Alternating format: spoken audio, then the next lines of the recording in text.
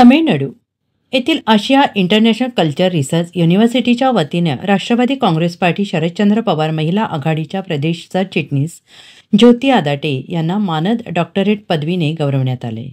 ज्योती आदाटे यांना मानद डॉक्टरेट पदवीने सन्मानित. Asia International Culture Research University IAO-USA द्वारे मान्यताप्राप्त आणि भारत सरकारच्या नीती आयोगाच्या नोंदणीकृत संस्थेमध्ये समाविष्ट असणाऱ्या संस्थेच्या वतीनं सांगलीच्या सामाजिक कार्यकर्त्या आणि माजी नगरसेविका ज्योती आदाटे यांना सामाजिक कार्य आणि लोककल्याण या क्षेत्रातील मानद डॉक्टरेट पदवीने गौरवण्यात आले.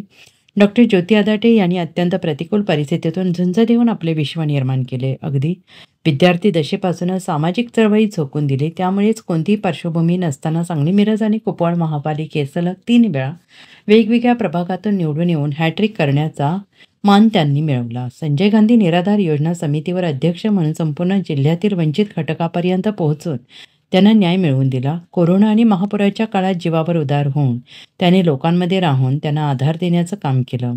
आकार फाउंडेशनच्या वतीनं एकल पालक संस्थेत असलेल्या अनाथ मुलीला शैक्षणिक दत्तक घेऊन तिला स्वबळावर उभे करण्याचा प्रयत्न सुरू आहे. अनेक महिलांना उद्योग प्रशिक्षण देऊन स्वावलंबी होण्यासाठी प्रयत्न केला आहे.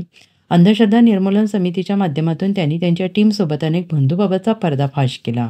तसेच चमत्काराचे प्रयोग प्रात्यक्षिकेसहित प्रबोधनाचे उपक्रम त्या राबवत आहेत.